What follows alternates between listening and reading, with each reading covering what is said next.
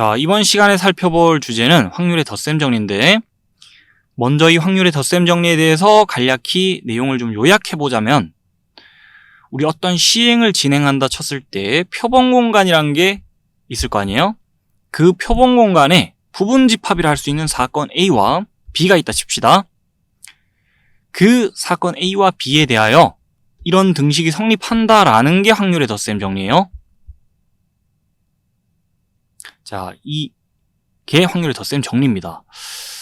요 등식에 대해서 부분별로 우리 자세히 한번 살펴보자면은 사건 A 또는 사건 B가 일어날 확률이에요. 사건 A 또는 사건 B가 일어날 확률이에요. 그 확률은 각각의 사건이 일어날 확률을 합해주고 마이너스 두 사건이 동시에 일어날 확률을 해줌으로써 계산이 된다는 거예요. 자, 요 등식이 성립하는 이유에 대해서 한번 납득을 해볼게요. 납득하기 어렵지 않아요. 우리 사건 별이 일어날 확률은 표본 공간의 원소 개수 분의 사건 별에 속하는 원소 개수, 이렇게 계산해 줄 수 있죠. 사건이 곧 집합이기에 이 사건이 일어날 확률은 이렇게 집합의 원소 개수 세는 식으로 수식을 전개해 줄 수 있잖아요. 같은 맥락에서 봤을 때 이 사건이 일어날 확률은 그러면 표본 공간의 원소 개수 분의 이 사건에 속하는 원소 개수, 이렇게 계산해 줄 수 있는 거 맞죠? 자, 그런데 요 분자 부분을 잠깐 봐주자면요. 사건이 곧 집합이니까 집합의 관점에서 보자면 두 집합의 합집합의 원소 개수 세는 거잖아요. 분자 부분만 보면 두 집합의 합집합의 원소 개수는 이런 식으로 세줄 수가 있죠. 각각의 집합에 속하는 원소 개수를 더해주고 그 다음에 두 집합에 동시에 속하는 원소 개수를 빼줘야 되죠. 자, 분자 부분 이렇게 식전개할 수 있죠. 그래서 이 확률을 수식으로 이렇게도 표현할 수 있고, 자, 또 이렇게도 표현할 수 있다는 것까지 충분히 납득하기 어렵지 않을 겁니다.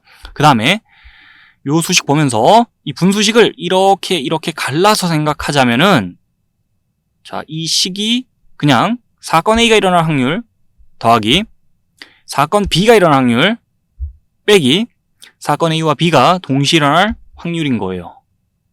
그래서 사건 A 또는 사건 B가 일어날 확률은 이렇게 표현이 되는구나 라는 거예요.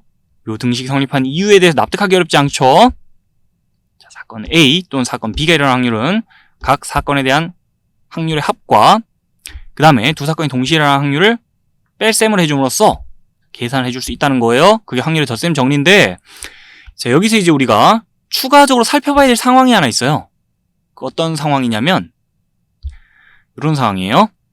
자, 두 사건 A, B가 서로 배반 사건인 경우, 그런 경우에는요, 이 확률이 자, 여전히 수식으로 이렇게 전개가 될 수 있는데, 그리고 분자 부분이 이렇게 펼쳐질 수 있겠는데, 자, 두 사건이 서로 배반 사건이라고 가정해 주자면 요 파트의 값이 그냥 0이에요. 자, 그럼 분수식이 이렇게 갈라져온다 칠 때 이 부분이 통째로 값이 0이라는 소리고, 이 부분이 자, 이렇게 넘어와 있잖아요. 이 파트가 값이 또 0이라는 소리예요. 두 사건 A와 B가 서로 배반 사건이라면은 그때 사건 A 또는 사건 B가 일어날 확률은 그냥 각각의 사건이 일어날 확률을 합해줌으로써 계산이 끝납니다. 그래서 이 상황까지 자, 특별히 좀 챙겨보면서 정리하자면 이래요.